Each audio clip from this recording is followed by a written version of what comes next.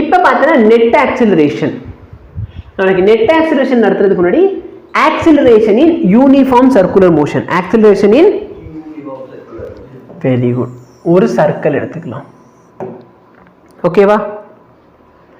இதெல்லாம் பார்த்தனா சப்போஸ் என்கிட்ட ஒரு பார்ட்டிகல் இருக்கு, அதோட வெலாசிட்டி எப்படி இருக்கும்? இந்த டைரக்ஷன்ல தான் இதோட வெலாசிட்டி இருக்கும். ஆமாவா இல்லையா?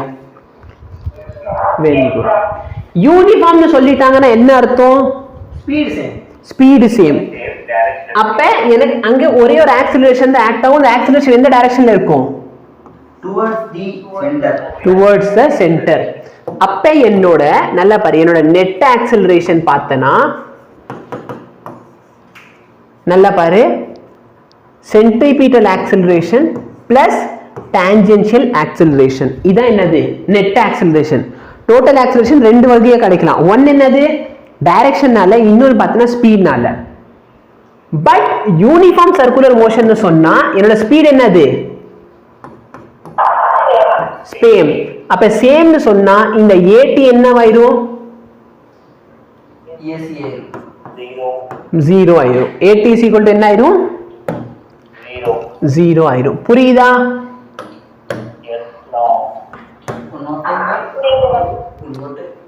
யூனிஃபார்ம் சர்க்குலர் மோஷன் சொன்னா என்னோட வெலாசிட்டி என்ன? velocity is equal to 0 g. Constant. Speed வந்து சேமா இருக்குமா? ஆமா. ஸ்பீட் வந்து சேம். Very good. ஸ்பீடு சேம்னு சொன்னா என்னோட ஒமேகா என்னவா இருக்கும்? இங்க v கான்ஸ்டன்ட், r கான்ஸ்டன்ட். அப்ப ஒமேகா எப்படி இருக்கும்? சேமா இருக்கும். கரெக்ட்டா? அப்ப என்னோட ஆல்பா என்னவா இருக்கும்? ஆல்பா பார்த்தனா d omega by dt. Okay. Omega constant சொன்னா கான்ஸ்டன்ட் டிஃபரன்ஷியேட் பண்ண என்ன கிடைக்கும்? 0. ஓகேவா? இப்போ என்னோட AT என்னது? AT பார்த்தனா r into ஆல்பாவா? ஆமா. அப்ப நல்லா பாரு, ஆல்பா 0, அப்ப AT 0.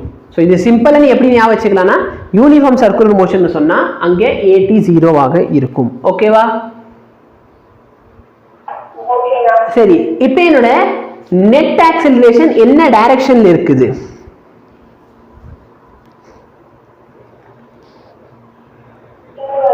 towards the center. சரியா? towards the center. Very good.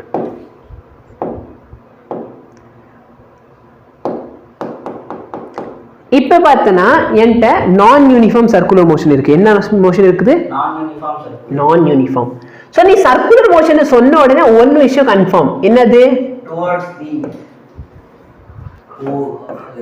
நான் யூனிஃபார்ம் சர்க்குலர் மோஷன் சொன்னா ஒரு ஆக்சிலரேஷன் எப்படி இருக்க போகுது?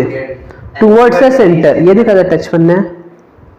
எதுக்கு அந்த வயர் டச் பண்ண? இப்ப நீ இப்படி தொட்டு தப்பு தான். ஒரு ஆக்சிலரேஷன் வந்து டுவர்ட்ஸ் தி சென்டர் இருக்கும். இந்த ஆக்சிலரேஷன் என்னது? AC. இன்னொரு ஒரு ஆக்சிலரேஷன் பார்த்தனா டான்ஜென்ஷியலா இருக்கும். இதுதான் என்னது? AT. ஓகேவா? அப்ப ரிசல்டன்ட் எப்படி இருக்கும்? ரிசல்டன்ட் வந்து ரெண்டுத்துக்கு நடுவுல சம்வேர். கரெக்ட்டா இல்லையா? இங்க ஆக்ட் ஆகுற ஆங்கிள் வந்து வேணும்னே தீட்டான்னு வச்சுக்கோ. இங்க ஆக்ட் ஆகுற ஆங்கிள் என்னது? தீட்டா. ரெண்டு வெக்டார் இருக்குது. ரெண்டு வெக்டார் ஒன்னு ஆட் பண்ண சொன்னா என்ன குழப்புது அதுல ஒண்ணே? ரெண்டு வெக்டார் இருக்கு. ரெண்டுத்துக்கு ரிசல்டன்ட் எப்படி வரும்? அதான் பண்ணிருக்கேன். நான் கேட்கல டவுட். இல்ல எனக்கு இது குழப்புதுன்னு நீ. இல்ல நான் சொல்றேன். A நெட்டோட வேல்யூ பார்த்தனா centripetal acceleration plus tangential acceleration. Uniform circular motion சொன்னா இந்த வேல்யூ என்ன ஆயிடும்? 0 ஆயிடும். நான் யூனிஃபார்ம்னு சொன்னா இது 0 ஆகாது. ஓகேவா? சரி, சப்போஸ் இதோட வேல்யூ எவ்வளோன்னு கேட்குறாங்கன்னு வச்சுக்கலாம். A நெட்டோட வேல்யூ எவ்வளோ? ஏன்னா இது வந்து வெக்டார், இது வந்து வெக்டார் அடிஷன். அப்போ வேல்யூ கேட்டானா கண்டுபிடி. AC square plus AT square plus 0. ஏன்? ஏன்னா ரெண்டு வெக்டாருக்குள்ள இருக்க ஆங்கிள் எப்படி இருக்கும்? 90 டிகிரி. ஓகேவா? எஸ். இப்போ tan தீட்டாவோட வேல்யூ கேட்டானா என்ன பண்ணுவேன்? AC by AT. See, வெக்டாரோட டைரக்ஷனும் மேக்னிட்யூட் தான் கண்டுபிடிச்சிருக்கேன். நான் ஒன்றும் பெருசா பண்ணல. இது என்னது? Magnitude of vector. கரெக்டா? இது என்னது டைரக்ஷன் ஆஃப் த வெக்டார். அவ்வளவுதானே? புரியுதா? புரியுது bro.